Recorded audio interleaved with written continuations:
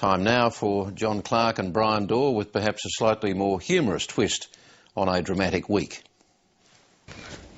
Tony Abbott, thanks for your time. Good to be talking to you, Bryan. Good evening. Where do you think the party is now after all this public bloodletting? Well, you know, we've cleared the air, Bryan, to state the obvious. We can move forward from here. Yeah, but Tony Abbott, you've still got the division that caused it, though, haven't you? No, we haven't, Bryan. We're unified. 48-35 is unified?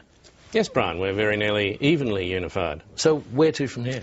Well, we need clarity, obviously. We need to be clear about what we are as a party in order to move forward. Yeah, I mean, the public must be watching this with all due respect and thinking, what on earth is going on They here? must just look and see complete chaos. I mean, Kevin Andrews, really? Complete chaos and Kevin Andrews, yes. Do you think the party's at the crossroads, maybe? Well, I think it's a transitional period, yes, Bryan. Between what and what? Between the previous transitional period... And the next transitional period? Between, Bryan, the previous transitional period and the transitional period leading into the next transitional period. Yes. Just leaving the actual fight in the party room this week, this is all against a backdrop of the emissions trading scheme, isn't it? This has been precipitated by the environmental debate. Tony Abbott, it's pretty clear the Australian public wants something done about the damage to the environment. They want something done about climate change, about global warming, and the fate of the planet. Well, that's right, Bryan. The Australian public has always had a tendency to be sidetracked by these irrelevant peripheral issues.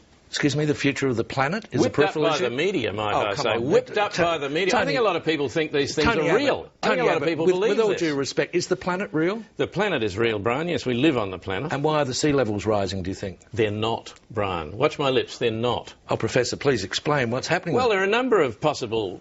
Like what? The Earth could be falling, for example. Well, does the Liberal Party have a policy on stopping the Earth from falling? Bryan, you know my views on environmental policy. We've discussed it 100 times. Just remind me again. Well, Bryan, I initially voted in favour of an ETS. Yes, that's right. A lot of people were jumping up and down about it. I thought I'd vote for it. Yeah, and what was your next position? Next thing was that I voted for it, although I didn't believe in it, and I said I didn't believe in it. I told everybody I didn't believe in it. Why were you in favour of it? Because I was in favour of Malcolm, and he, poor devil, did believe in it, Bryan. I was supporting him. Okay, and then what? Then I voted against it because I don't believe in it, and everybody knew I didn't believe in it. And what about Malcolm? He did believe in it, Bryan. I disagreed with him. I told him that. I told you that. But you supported the leadership. Of course I supported him for the leadership, Bryan. I voted for it. But you switched sides on the ETS. Well, ask yourself, Bryan, what possible use is an ETS in preventing the Earth from slipping further into the sea? Have you ever thought of putting the party in voluntary liquidation at all? No, we're not going to do that, Bryan, no. Well, why not? Well, because we've had a big meeting and we think we can trade our way out of our current difficulties. What, into another difficulty? Yeah, open the throttle now. We've got the party completely untied. Unified.